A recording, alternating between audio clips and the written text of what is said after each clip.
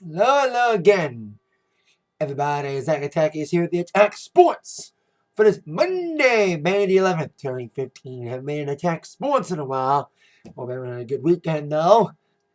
Fun Mother's Day weekend. Hope everyone had a fun time with your mothers over the weekend. I did. Went out to dinner with my mom last night, and also got him some lottery and burned through a bunch of CDs of some of my favorite artists.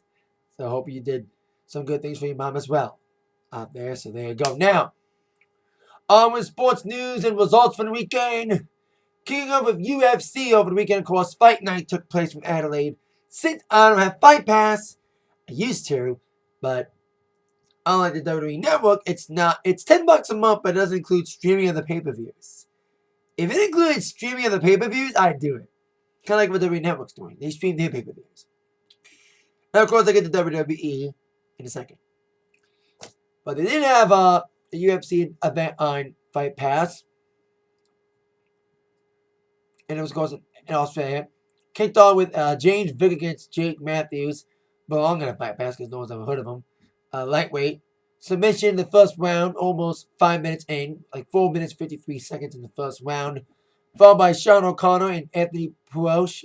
Light heavyweight division with Sean O'Connor defeating Anthony by a 2KO in the first round, 56 seconds. A lot of finishes in the first round, including another one. Robert Whittaker against Brad Tavares. I think I've heard of one of those two or both. That was in the middleweight with a KO victory from Robert Whittaker.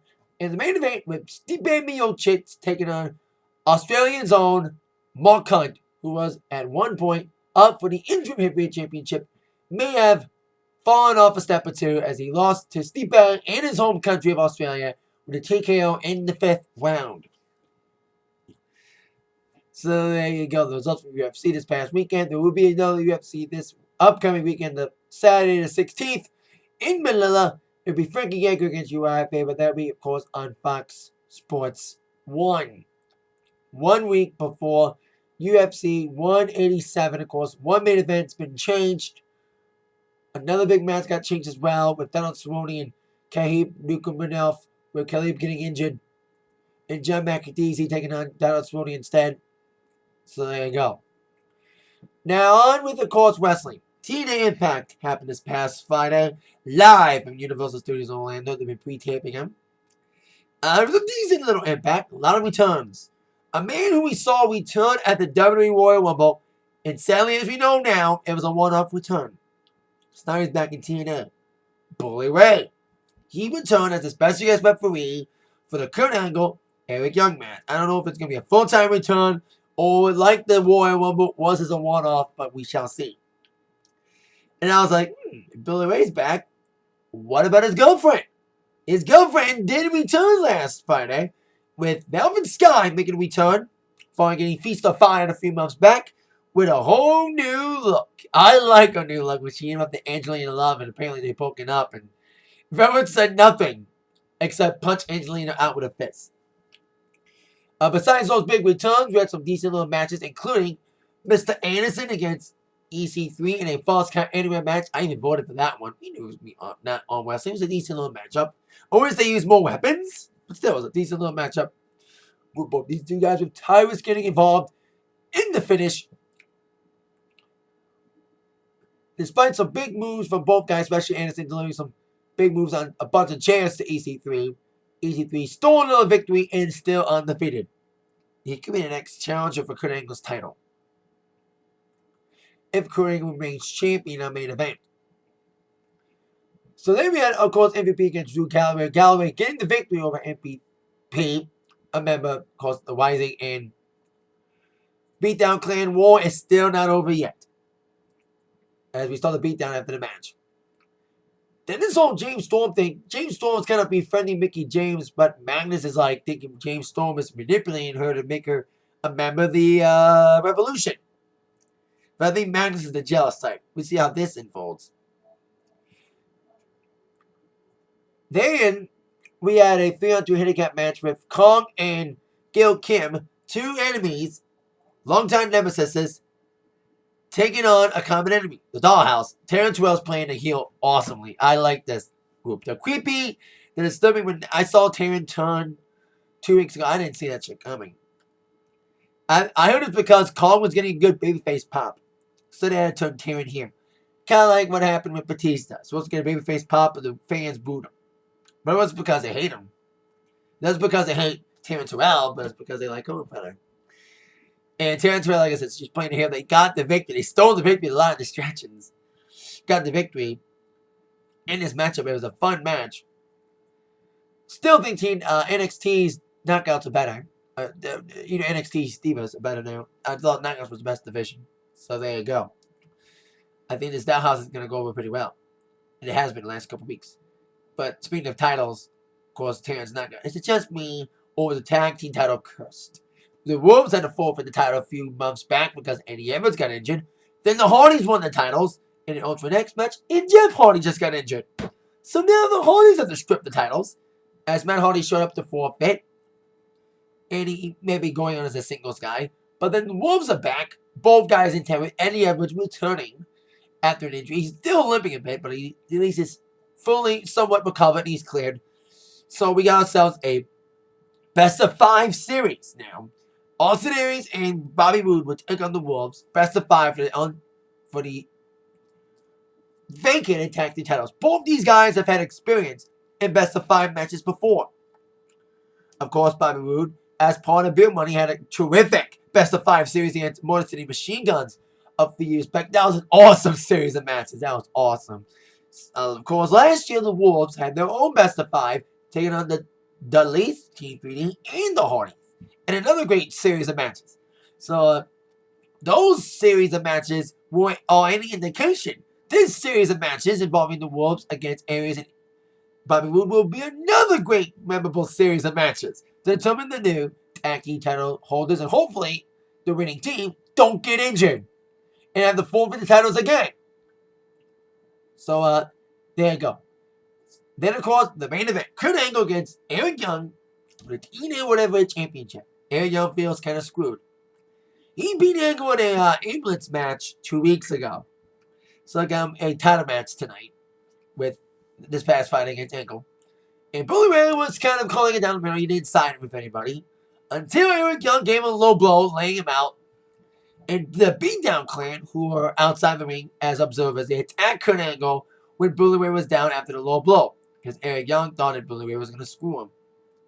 But as Beatdown Clan was doing what they do best, beating down Angle and other people, here comes the Rising coming in. They brought all the way to the back, preventing no more interference. But then Bully Ray, mad at Eric Young for low blowing, and he took him out with a powerbomb, leading up to Kurt Angle, setting up the ankle slam, and of course the ankle lock with Eric Young to tap it.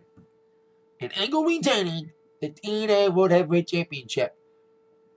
And coming up, Angle and Eric Young's war ain't over yet. Apparently this Friday there'll be a hardcore war, as Angle and Eric Young will captain 5-man teams. Themselves are the captain. Of course, they'll get 4 more members. So, the hardcore war is happening apparently this Friday on TNA Wrestling, Impact Wrestling, on Destination America, 9/8 Central on Destination America. Now, I have a Monday Night Raw preview for tonight.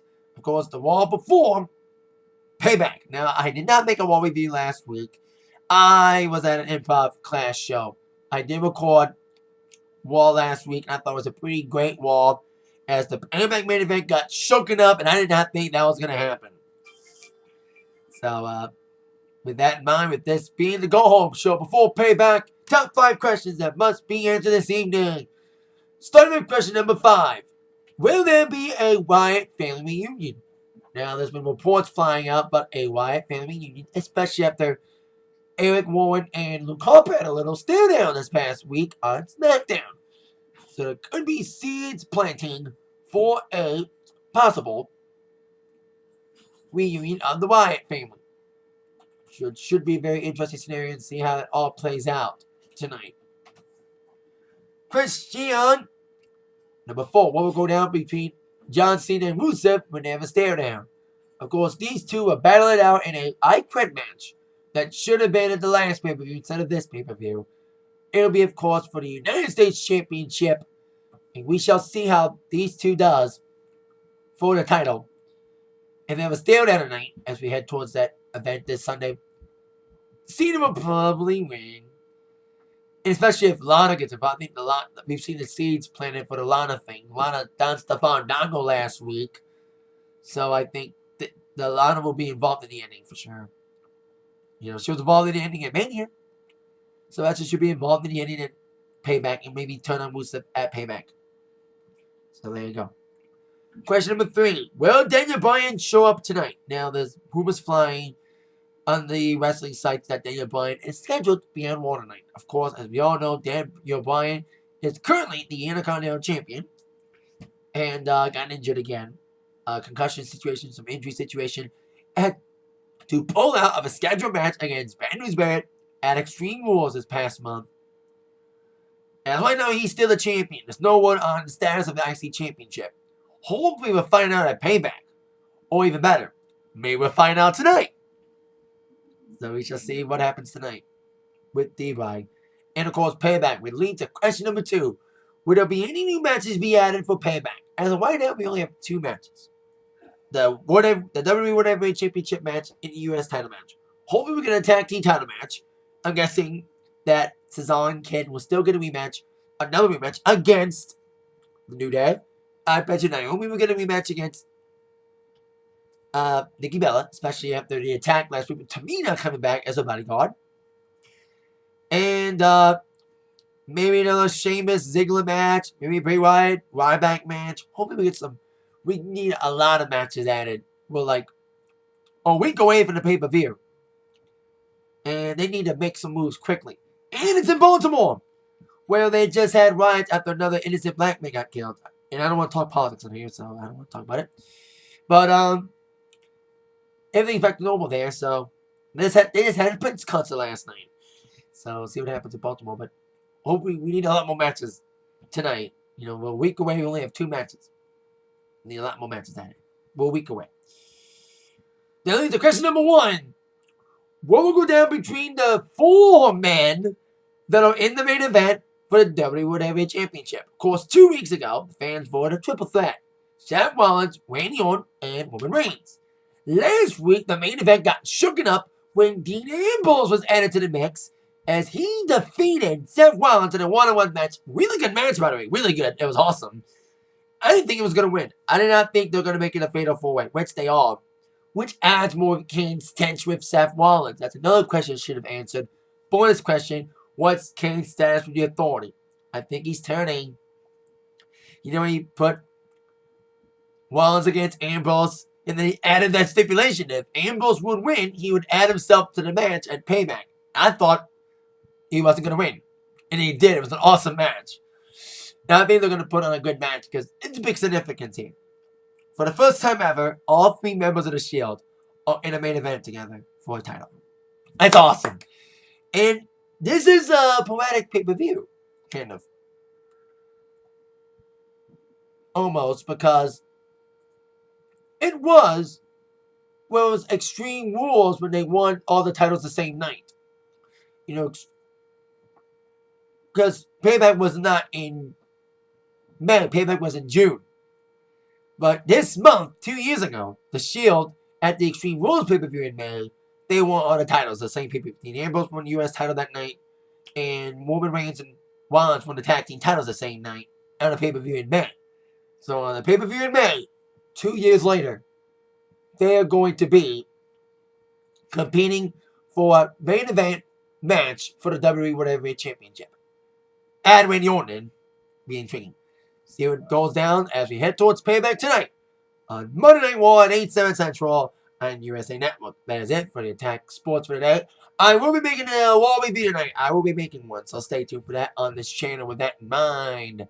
Y'all been attacked by the new sports news from Zach. Thank you very much for watching. See you later.